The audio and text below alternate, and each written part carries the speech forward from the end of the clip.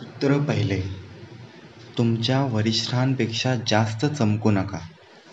सूत्र: वरिष्ठांशी संवाद अशा रीतीने साधा की वरिष्ठ भाव त्यांना सुलभतेने जपता यावा. वरिष्ठांना प्रभावित करण्याच्या किंवा खुश करण्याच्या तुमच्या उर्मीच्या भरात तुमची हुशारी वा सामर्थ्य यांचे प्रदर्शन करू नका, नाहीतर त्याचा नेमका उलटा परिणाम घडेल. अशाने वरिष्ठांच्या मनात असुरक्षितपणाची भावना आणि अनाम भीती घर करून बसते. तुमचे वरिष्ठ आहेत त्यापेक्षा अधिक हुशार वाटावेत, त्यांची छाप पडावी याकरिता झटा. सत्तेचे उत्तुंग शिखर काबीज करण्याचा हाच राजमार्ग आहे.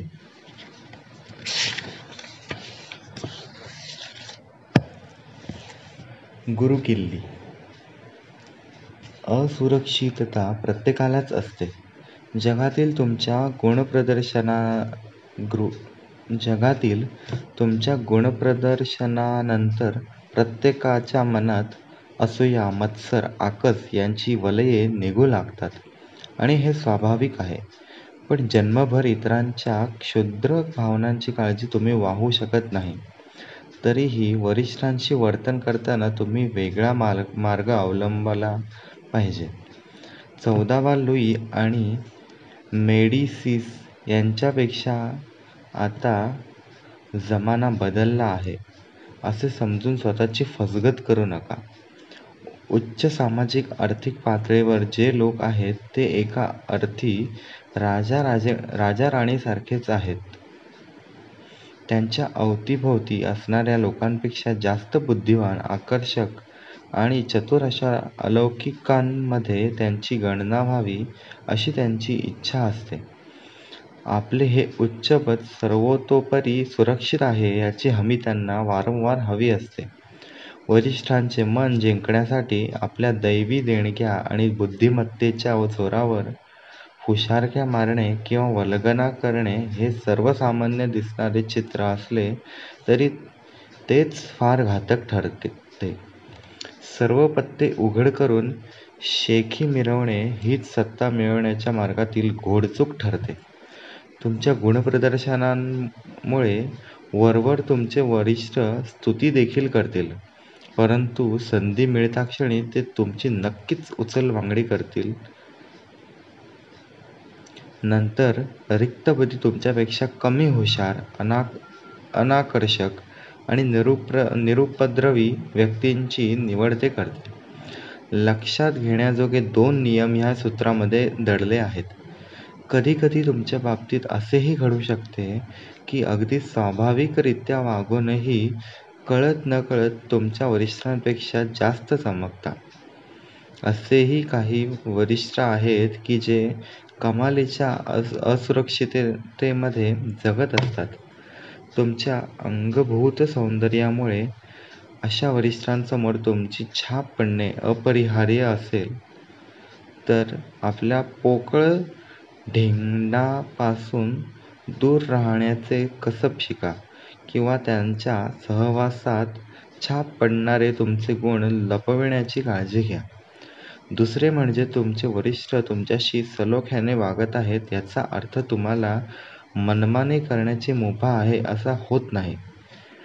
आपले अधिकार गृहीत धरून जादा वर्तन केल्यामुळे वरिष्ठांच्या मर्जीतल्या भल्याभल्यांनाही रोष आणि खप्पा मर्जी सोसावी लागली आहे.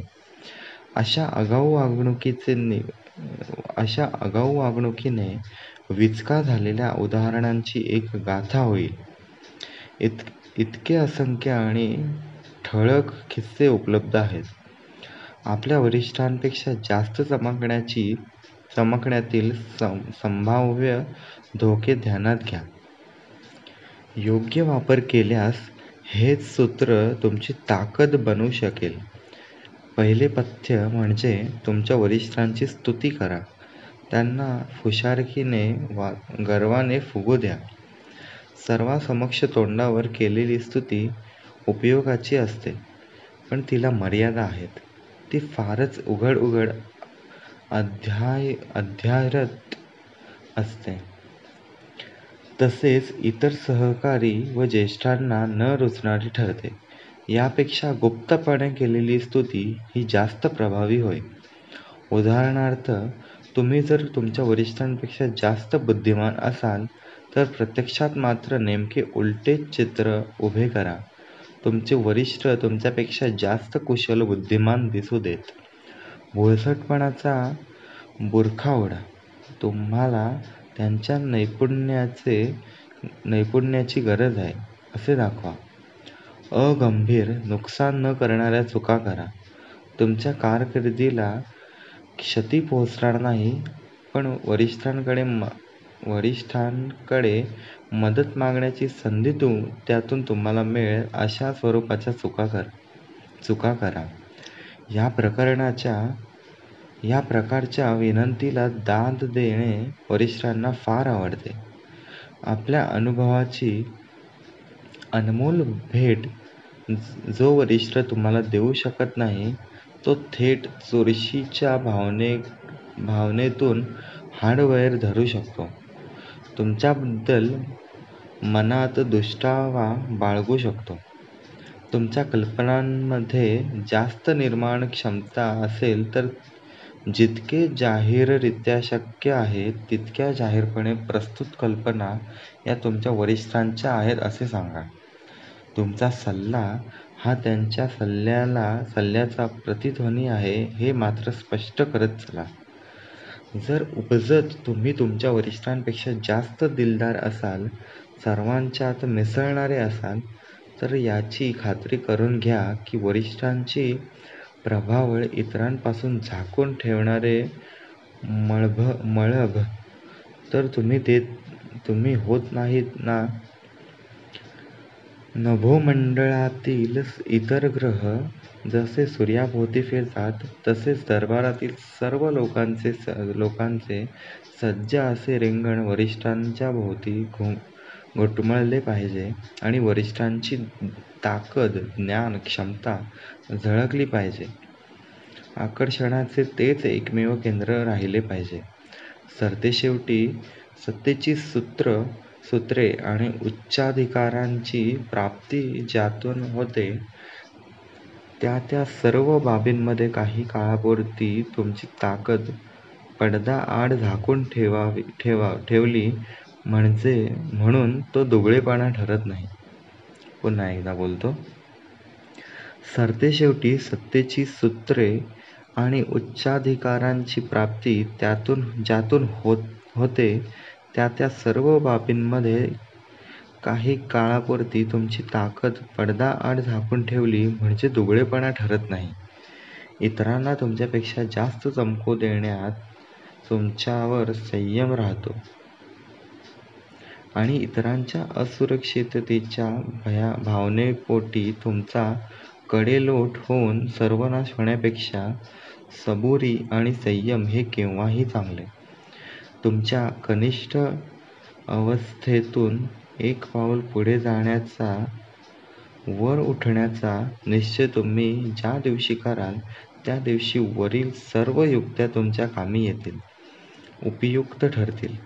खास करून इतरांच्या नजरेसमोर तुमच्या वरिष्ठांची प्रभा जास्त झळकावी यासाठी तुम्ही प्रयत्नशील राहिलात तर तुम्ही जणू ईश्वराने पाठविलेले प्रेषित ठरता. हीच तुमच्या त्वरित बढतीची नांदी ठरते. रूपक. आकाशातील तारे. एका वेळी एकच सूर्य आकाशात असतो.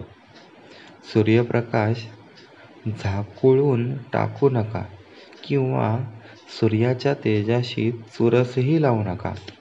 यापेक्षा आकाशात विरघळून जा आणि सर्वोच्च अशा सूर्याचे तेज आणि ऊर्जा जास्त वाढेल याकरिता निरनिराळे मार्ग शोधा.